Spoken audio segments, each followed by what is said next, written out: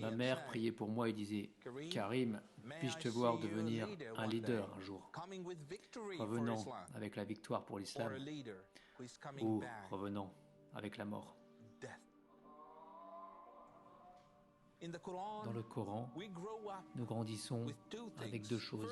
La première, tu dois donner ta vie à Dieu. La deuxième, tu dois vaincre les juifs et les chrétiens. J'ai mémorisé la Sunna, j'ai mémorisé le Coran, j'ai fait tout ce qu'un musulman doit faire tous les jours. Ma vie de tous les jours était construite et complètement centrée sur l'islam. Je rêvais de ce jour jusqu'à ce que j'ai cette opportunité fantastique. Quand les Américains ont attaqué l'Irak, 2002-2003, c'était un gros combat. Et je me suis dit à moi-même, c'est le moment où je vais pouvoir donner ma vie à Dieu. Je rêvais de ce coup de téléphone qui arriverait et de cet homme qui me permettrait de partir et de combattre les infidèles. Et ce coup de fil est arrivé. Et ce jour-là, l'homme m'a dit, « Je suis désolé Karim, l'opération a été annulée. »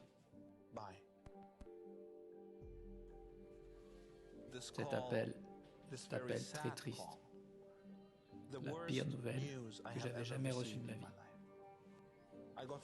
J'étais frustré, j'étais tellement frustré. J'avais l'impression que j'avais tout perdu. J'avais l'impression d'avoir été rejeté par Dieu lui-même. Dieu m'avait rejeté.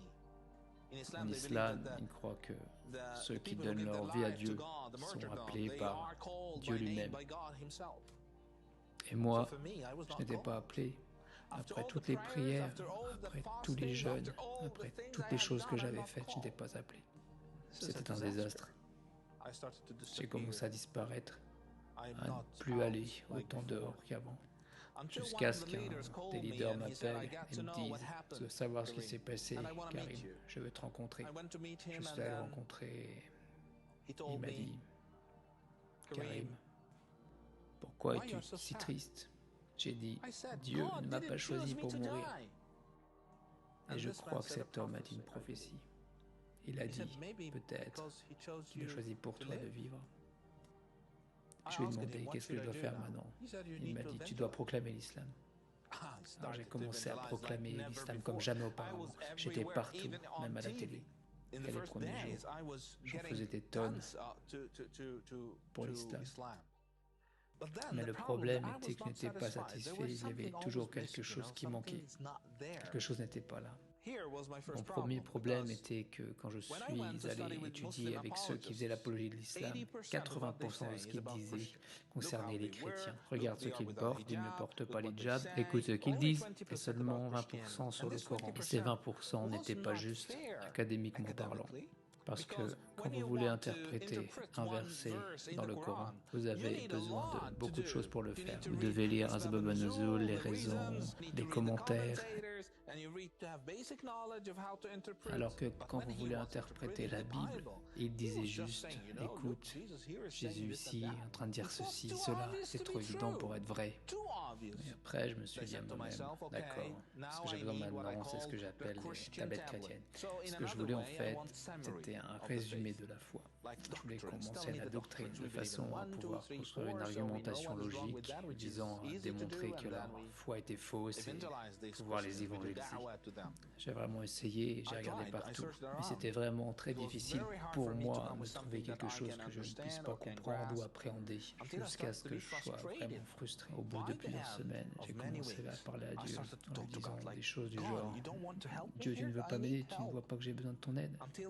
Et un jour, alors que j'étais assis à mon ordinateur, une publicité s'est ouverte qui disait « Est-ce que tu aimes vraiment Allah ?» J'ai cliqué. Je pensais que ce serait un site musulman parce qu'ils avaient écrit Allah. Et Allah est un mot islamique. Mais en fait, c'était un site chrétien. Il parlait de la Genèse jusqu'à ce que Jésus arrive sur terre et ressuscite, sans oublier les principaux prophètes de la Bible comme Noé ou Abraham. C'était extraordinaire. C'était la première fois de ma vie que je regardais et je me disais, mais peut-être que nous avons tort. C'est impossible pour un salafiste de dire cela, mais peut-être que nous avons tort. Et je commençais à voir que je n'avais aucune preuve pour quoi que ce soit. Je n'avais pas de preuve pour l'islam, je n'avais pas de preuve pour Dieu lui-même, ce qui m'a amené à l'athéisme. Et quand j'étais un athée, ce que j'ai fait, vous ne pouvez même pas l'imaginer. Après, j'étais tellement fatigué, car je me suis rendu compte que l'athéisme ne pouvait pas être une alternative. À l'intérieur de moi, je sentais qu'il y avait un Dieu, et je devais admettre qu'à l'intérieur de moi, il y avait un Dieu avec qui je parlais. Jusqu'à ce qu'un jour, je n'en puisse plus. Je suis rentré à la maison avec tous les problèmes, avec beaucoup de choses que je ne pouvais plus supporter. Et j'ai regardé vers le ciel et j'ai dit, tu sais quoi? Tu es trop grand pour moi. Je ne peux pas te trouver. S'il te plaît, fais quelque chose. Je suis trop petit pour toi. Ce n'est pas difficile pour toi si tu existes. Et cette nuit-là, j'ai dormi. Et dans mes rêves, je me suis vu courir sur une très longue route. Et beaucoup de branches d'arbres me poursuivaient et voulaient me tuer. Et au bout de la route, il y avait un homme que je ne connaissais pas. Et j'ai crié, « S'il te plaît, aide-moi, fais quelque chose !» Il a tendu le bras, a posé sa main sur mon épaule et m'a attiré à lui. Et quand il m'a regardé, j'ai compris que c'était Jésus-Christ. Il m'a regardé droit dans les yeux et m'a dit, « Il est temps que tu me suives. » Et je me suis réveillé et je me suis dit, ok, ce sont des hallucinations. Ce n'est pas vrai. Pourquoi Jésus viendra à moi? Mais la nuit suivante, je fis exactement le même rêve. J'ai regardé là-haut, vers le ciel, vers les cieux, quand je me suis réveillé. Et j'ai dit, tu sais quoi, ce n'est pas marrant ce que tu fais. Je te mets au défi de revenir encore une fois dans ce rêve avec exactement les mêmes détails. Sinon, je ne penserai plus jamais à toi. Je pensais qu'il ne reviendrait plus jamais. Mais il est revenu. Et cette fois, il a regardé profondément dans mes yeux et m'a dit, « Ne t'ai-je pas dit que c'était le moment que tu me suives ?» Je me suis réveillé et je ne pouvais pas croire que cela était vrai. Je ne pouvais pas croire que Dieu, tellement aimant, tellement extraordinaire, tellement ouvert d'esprit, qu'il s'en fichait même que je le défie. Il ne se sentait pas attaqué, il ne se sentait pas insulté. La seule chose qui semblait compter pour lui, c'était qu'il m'aimait et qu'il me voulait.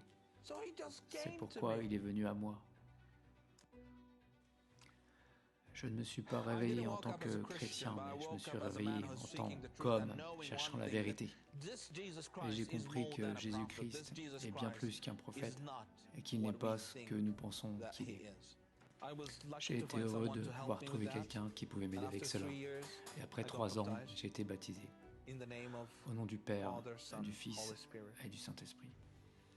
Et le fait est qu'à partir du moment où j'ai été baptisé, tout a commencé à changer.